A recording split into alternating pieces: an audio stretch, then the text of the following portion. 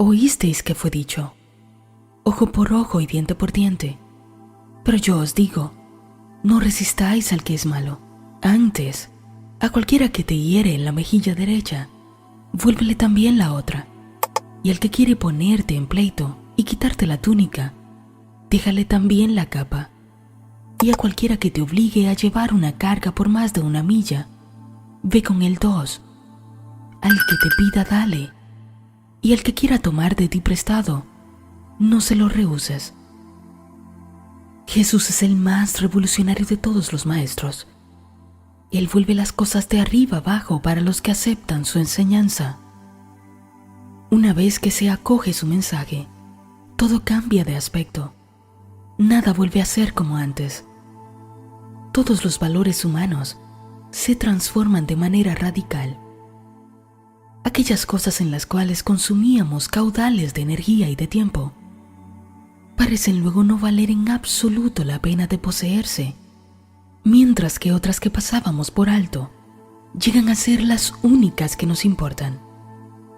Comparados con Jesús, el resto de los revolucionarios y reformadores de la historia no han hecho más que escarbar en la superficie, arreglando un poco los detalles externos y de menor importancia.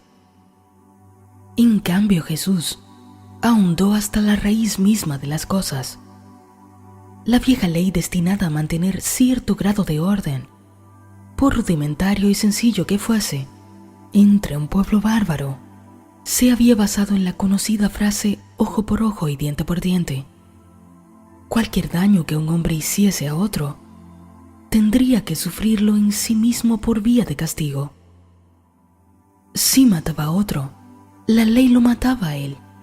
Si le sacaba un ojo a otro hombre, los oficiales de la justicia le sacaban el suyo propio. En la medida en que él dañara o perjudicara a otro, estaba condenado a recibir en sí mismo idéntico castigo. Y sin embargo, un código así era mejor que ninguno, y acaso no fue malo como comienzo. Para gente bárbara, incapaz de apreciar la idea abstracta de la justicia y de ver más allá de la pasión momentánea, sin imaginación para darse cuenta de un castigo que no era obvio, esto sirvió sin duda alguna en la mayoría de los casos de freno eficaz a los instintos primitivos. Luego, a medida que pasó el tiempo y la barbarie se fue convirtiendo en civilización, la misma opinión pública se fue encargando de modificar paulatinamente este código primitivo hasta hacerse menos rudo y brutal de lo que había sido hasta ese entonces. En la vida privada, no obstante, el viejo código continuó imperando en los corazones y en las mentes, aunque ya sin traducirse en actos de extrema violencia. Y no es exagerado decir que su influencia ha subsistido hasta la hora presente. El deseo de venganza, de recobrar lo propio, de traer las cosas a su nivel de una manera u otra cuando nos han lastimado o hemos sufrido una injusticia o hemos sido testigos de cosas que no aprobamos, subsiste todavía en nosotros y seguirá subsistiendo a menos que lo destruyamos deliberadamente. La venganza, dijo Bacon, es una clase de justicia salvaje, y el hombre natural, con su instintiva sed de justicia, siente que el camino más exitoso para restablecer el roto equilibrio de la justicia no es otro que pagar con la misma moneda. Pero este es precisamente el error fatal que se encuentra en la raíz de toda discordia, pública o privada en este mundo. Es la causa directa de las guerras internacionales, de las discusiones en familia y de las querellas personales y, como veremos en el estudio científico de la Biblia, es también la causa de muchas, si no de la mayor parte, de nuestras enfermedades y de otras miserias que acaecen en la vida del hombre. Pero he aquí que Jesús siempre nos expone el reverso de esta situación, es decir, que si alguien nos hace daño, en lugar de buscar venganza o de pagarle con la misma moneda, debemos perdonarle y dejarle ir en paz. No importa cuál sea la provocación, ni cuántas veces se haya repetido. Hemos de proceder de esa manera. Conviene liberarle, dejarle ir en paz, porque solamente así conseguiremos liberarnos a nosotros mismos, y de este modo podremos conservar la integridad de nuestra alma. Devolver mal por mal, responder a la violencia con violencia y al odio con el odio, es entrar en un círculo vicioso en el que se consumirá nuestra vida y también la de nuestro hermano. El odio no cesa con el odio, dijo la luz de Asia, enunciando con muchos siglos de anterioridad esta gran verdad cósmica, y Jesús, la luz del mundo, la puso en primer lugar en su enseñanza, porque es la piedra angular de la salvación. Esta doctrina de la no resistencia al mal es el gran secreto metafísico. Al mundo profano que no le puede comprender, esta rendición completa al agresor le parece un suicidio moral. Sin embargo, a la luz reflejada en Jesucristo, adquiere un aspecto nuevo y vemos que en realidad constituye una estrategia espiritual admirable. Cuando consideramos con hostilidad una situación, le damos el poder de gobernarnos. Cuando no le ofrecemos resistencia, la privamos de poder y de prestigio.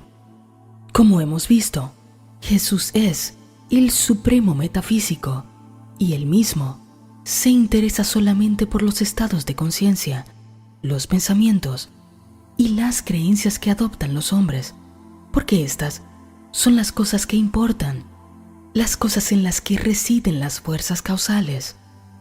Él no da instrucción alguna en lo referente a los detalles de la conducta o las acciones exteriores, y cuando habla de los procedimientos de la justicia, de la ropa y del manto, de prestar o pedir prestado, o devolver la otra mejilla, está sirviéndose de símbolos para describir estados mentales, y estas palabras no deben interpretarse en un sentido literal. Esto no representa un intento de evadirse o de evitar comentar un texto difícil.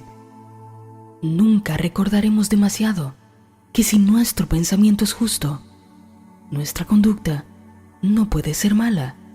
Y por otra parte, toda acción motivada por causas exteriores puede ser mala o buena, porque no hay reglas generales adecuadas para una conducta recta. Ningún maestro puede decir que determinada acción será justa en cualquier tiempo, porque el juego de circunstancias de la vida es demasiado complicado para una predicción tal. Cualquier persona con la más ligera experiencia del mundo sabe, por ejemplo, que prestar dinero sin discriminación a cuantos lo pidan no es siempre un acto sabio. Muchas veces, incluso injusto para uno mismo y para los que de uno dependen, y en muchos casos, hasta el que recibe el dinero prestado le resulta un mal en lugar de un bien. Notemos que Jesús mismo, cuando le golpearon en casa de Pilato, hizo frente con dignidad solemne ante sus agresores. La exhortación de volver la otra mejilla no tiene más que un valor simbólico. Se refiere a lo que debemos hacer con los pensamientos cuando estamos en presencia del error, y simboliza el acto de oponerle al error, no otro error, sino la verdad, la cual funciona generalmente como por arte de magia. Cuando alguien esté comportándose mal a nuestros ojos, si en vez de pensar en la falta cometida, apartamos la atención de lo humano para fijarla en lo divino o en la realidad espiritual de la persona en cuestión, veremos cómo su conducta cambiará de inmediato. Este es el secreto para tratar con personas de carácter difícil, y Jesús había comprendido esto profundamente. Si los que nos rodean se molestan, no tenemos más que cambiar deliberadamente nuestro pensamiento respecto a ellos, y enseguida ellos también cambiarán. Tal es la verdadera venganza. Este procedimiento ha sido probado miles, acaso millones de veces, y nunca falla si se aplica de buena fe. A veces es hasta divertido verlo funcionar como un mecanismo. Si alguien entra de mal talante a nuestra casa, en la oficina o en la tienda donde estamos, no le contrarrestemos agresivamente, ni pensemos en huir de la dificultad. Todo lo contrario, fijémonos en la armonía divina y nos complaceremos al ver cómo la ira desaparece de su semblante y se sustituye por otra expresión. Sus facciones sin duda revelarán el cambio progresivo que tiene lugar en el corazón. Tal vez puede que al principio no sea más fácil llevar a cabo el tratamiento sin mirar directamente al sujeto, pero cuando tengamos práctica, no será posible ver a través de él la verdad espiritual. Una mujer se incomodó oyendo a dos hombres trabajando debajo de su ventana y que, ignorando su proximidad, se expresaban de una manera grosera. Por un momento, la ira y el desprecio se levantaron en ella, pero, recordando este mandamiento, enseguida concentró su atención en la presencia divina en cada uno de los hombres, presencia que duerme en el fondo del corazón de cada ser humano, y hablando en términos religiosos modernos, saludó mentalmente al Cristo que había en ellos. Al instante, cesó el lenguaje vulgar. Ella dijo que fue como si la conversación se hubiera cortado con un cuchillo. Probablemente, ella se dio cuenta de una forma tan intensa de la verdad, y en ese caso, los dos hombres recibieron una sustancial elevación, un levantamiento espiritual, y acaso quedaron del todo curados de su vulgaridad oral. Todos los que han tenido alguna experiencia en estas aplicaciones prácticas de la verdad podrían citar numerosos ejemplos en los que se ha restablecido la armonía por este método tan sencillo de Jesús. Los animales responden aún más fácilmente a este tratamiento que los seres humanos. Recuerdo 2 ocasiones en que unos perros luchaban con tal ferocidad entre ellos que todos los esfuerzos por separarlos habían resultado inútiles, cuando la visión mental del amor divino en todas las criaturas bastó para restablecer la paz. En uno de estos casos, el efecto tomó varios minutos y en el otro fue prácticamente instantáneo.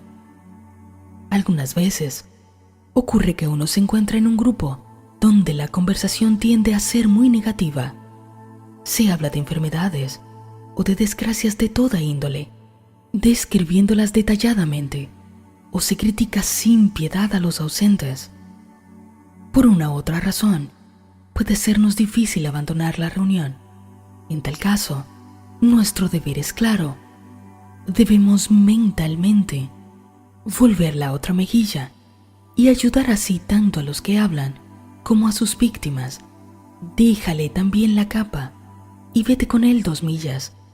Son 2 expresiones dramáticas que subrayan aún más el principio de no ofrecer resistencia mental a las condiciones aparentes del mal. Simpaticemos con la actitud del prójimo, tanto como sea posible.